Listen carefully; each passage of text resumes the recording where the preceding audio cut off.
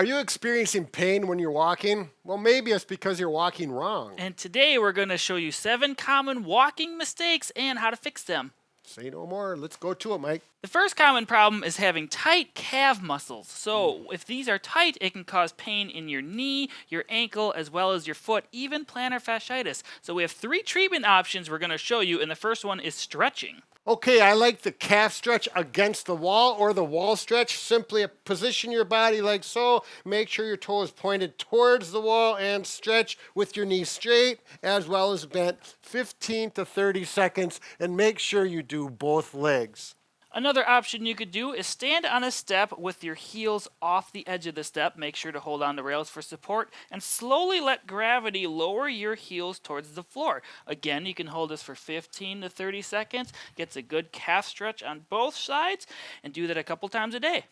All right, the next option is to massage those calf muscles. You can get tight muscles, knotted muscles, and you can simply do it by hand with your thumbs, with your fingers, work back and forth, and usually do it till your fingers get tired. For me, it's about 2 or 3 minutes. Other option, so you don't wear your fingers out. If you happen to have a massage gun or looking to buy one, these are a great option to massage the calf muscles or any part of your body. Just find the trigger point or tender area there and just kind of focus on it or around it for an extended period of time, whatever comfortable. Getting those knots out can help decrease that pain and end with your walking.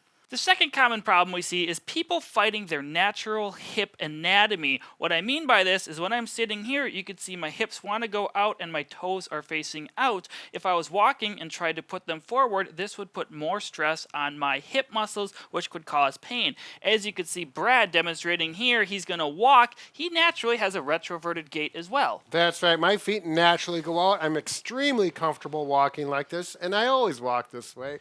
And if I try to correct it, and my toe is pointed forward like you might think it should be, I'm uncomfortable already. It's just not normal, and it would make painful hips after a while. This is how I was born. My dad walked that way, and my brothers walked that way. It's a genetic thing. The third common problem is wearing shoes that have too narrow of a toe box. So I am wearing on my left foot, the black shoe there has a narrow pointed toe box, as you can see, and the gray looking shoe here has a wide toe box, allowing my toes to be able to spread out. Dr. McClanahan, who is a podiatrist, recommends getting wide toe box shoes to everyone he sees, and he will not treat them unless they go through with this. This can help prevent issues like bunions, plantar fasciitis, hammer toe, calluses, and corns.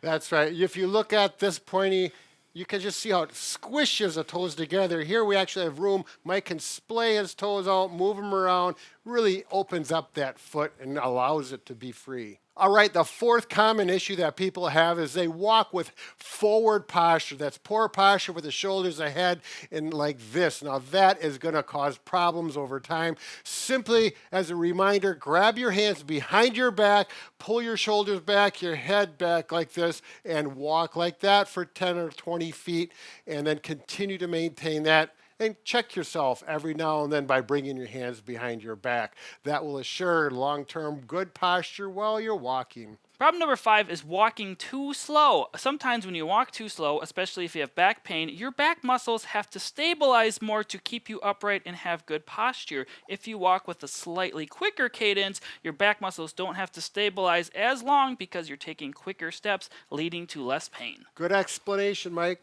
I approve.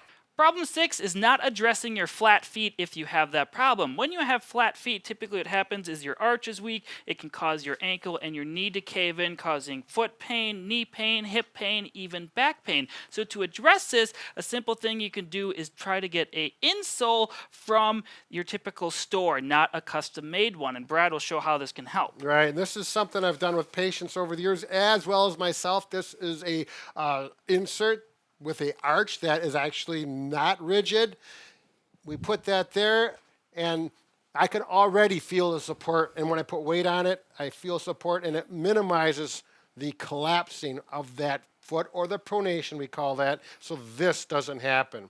And that can make all the difference in the world, particularly time after time when you walk hundreds of steps per day or thousands, as now with the new Fitbits tell us. Well, it's true. It is. Yeah. I don't have one, but I heard about it.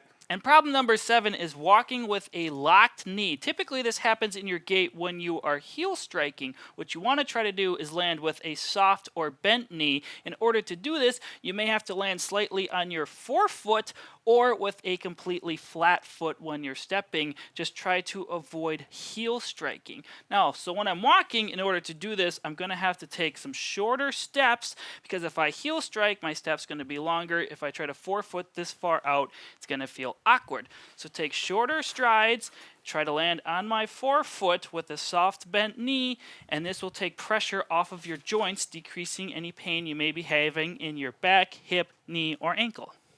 Excellent job, Mike. All right, so after watching these 7 different problems, you probably found out that there's 2 or 3 of them that you could probably improve on. So I encourage you to do it. So, Mike. If you want to check out more videos on walking, you can click the video link on the screen right here. Bob and Brad, the 2 most famous physical therapists on the internet.